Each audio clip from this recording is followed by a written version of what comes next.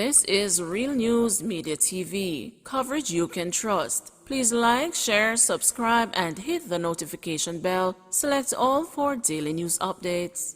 Good morning, my Real News Media TV family. Thank you so much for tuning in this morning, and I'm wishing for everyone a wonderful and a productive day. And in the news this morning for December 12, 2022, police constable among suspects implicated in Manchester robberies. An authoritative source has confirmed a report on radio that a police constable is in custody in relation to an ongoing investigation into crimes including a double murder and armed robberies in Manchester in recent days.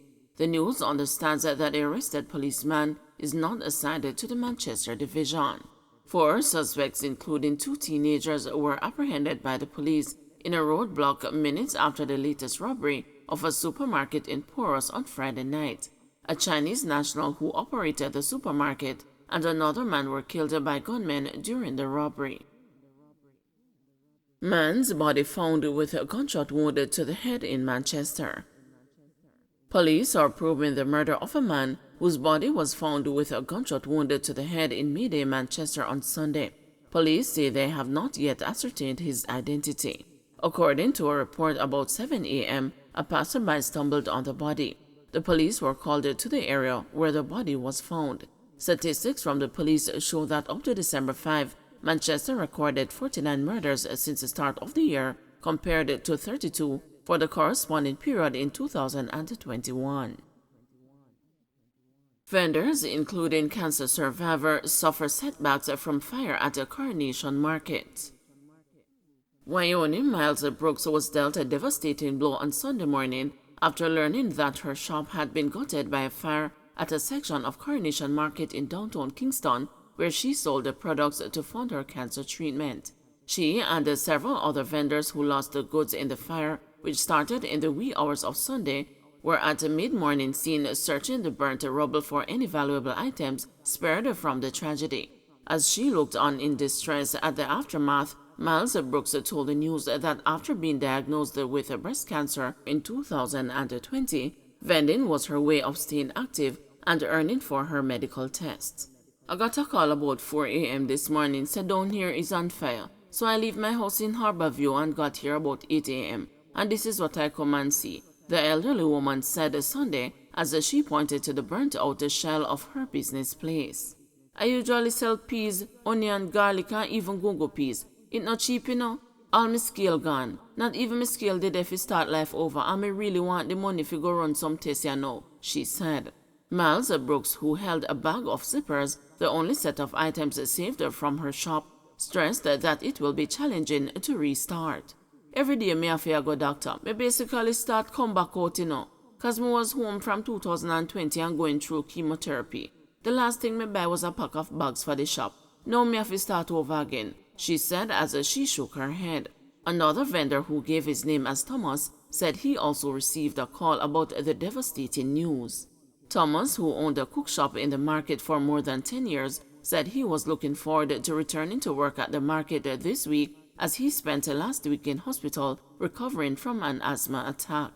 This is my only work, my little survival this. When me get the call, me did surprise, and I feel rush come from Manchester where me live.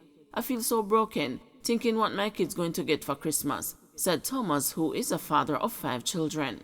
At 5 a.m. when me get the call said the place burned down, it was too late when me reach, cause me no save a thing, he said.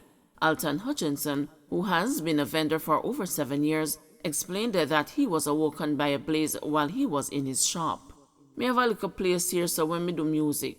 Saturday night me usually stay here to protect me things, so while I was here I fell asleep. And about 3 a.m. it looked like the fire did start, he told the news. Me wake up and see everything a burn up around me. Me run out, left all my shirt and slippers. Me 2 speaker burn up, only thing me save on my laptop. It's a tragedy this night of Christmas, Hutchinson lamented. Another vendor, Dwayne Fisher, who struggled to find words to describe his loss, said, about 7 a.m. a man told me that the whole of down here flat, you know. Scale, soursop, tarpaulin, TV, 5 bags of Irish, everything burn up. Right now, me not even know how me feel. My vibes dead right in the Christmas for make a thing. Ellie Hall, who has been selling for over 30 years, noted that this is the second time that section of the market has been razed by fire. "I was trying to save some things, but me no save nothing. Me sell goods like Irish potato, onion, plantains, cucumber, and me see them all in the heap over there.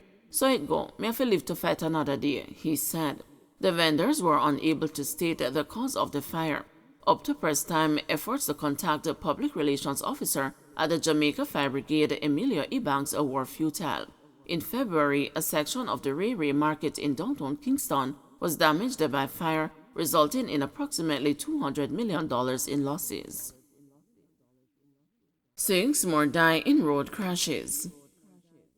6 more road crash deaths were reported Sunday. 4 people, 2 men and 2 women, died following a 2-vehicle crash on the Palisades Main Road in Kingston. The crash, which occurred early in the morning, involved a Toyota Land Cruiser Prado SUV and a Toyota Probox motor car, according to the Kingston East Police. 2 other people were injured in the incident, the police said. Also on Sunday, 2 people died as a result of injuries sustained in crashes in St. Elizabeth. The deceased from the first incident has been identified as 17-year-old Jaim Calbert, who was a resident of Harmony Lane in Santa Cruz. A police report said about 12:05 a.m., Calbert was driving a Nissan Note motor car easterly on the Gilnock Main Road near Santa Cruz, which collided with a Subaru Legacy motor car traveling in the opposite direction.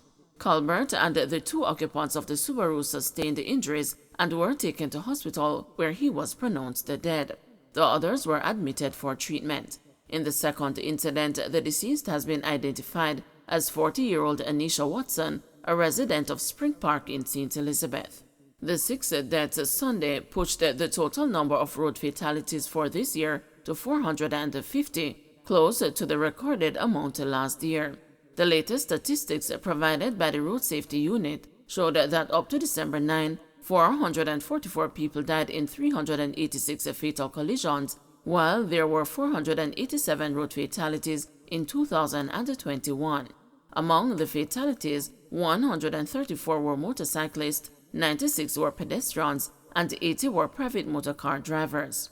Further statistics revealed that 85% were male and 15% were female.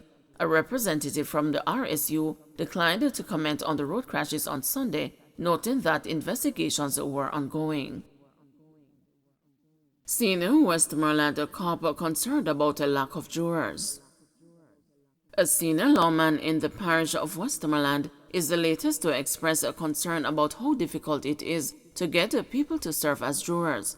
A tough-talking commanding officer for the Westmoreland Police Division, Senior Superintendent Wayne Josephs, told Thursday's monthly meeting of the parish's municipal corporation that being a part of the judicial process is one way citizens who are clamoring for the police to be more effective can help in the fight against the crime. A challenge that we have is finding jurors to come represent and support the police. If you really want to see these criminals brought to justice, you have to come on board and support the system, he urged. Joseph said another challenge that the police face is locating jurors, as many people are not known by their legal names. You have persons within some communities who barely or sometimes none at all know the correct names of their neighbors. Sometimes people live in the same house with people and don't know their correct names, he said. Yet another hurdle faced by lawmen is residents' unwillingness to help them locate jurors living in their communities, he said, and many jurors who are found often try to find a way out of serving. Sometimes the persons who are found that are served, they find every excuse possible in the world not to come to assist the process, Joseph said. There is no point in sitting at your house and hoping that perpetrators will be put behind the bars if you don't decide or plan to support the initiative and to do your civic duty, the senior cop stressed. There has long been a concern about a general unwillingness across the country to participate in jury duty. After handling a matter in the Westmoreland Circuit Court in July, Director of Public Prosecutions Paul Llewellyn noted that less than 13 people had turned up for jury duty at the start of the circuit. Some individuals called to serve in the past have cited the inconvenience of being a juror, fear of reprisal from those involved in the proceedings, and more reasons they are reluctant to serve. Anyone between the ages of 18 and 70 with a tax registration number or anyone who is registered to vote in Jamaica may be summoned for jury duty. Jurors receive a stipend of $2,000 for each day they are impaneled for a trial. Don't forget to like, share, subscribe, and hit the notification bell. Select all for daily news updates.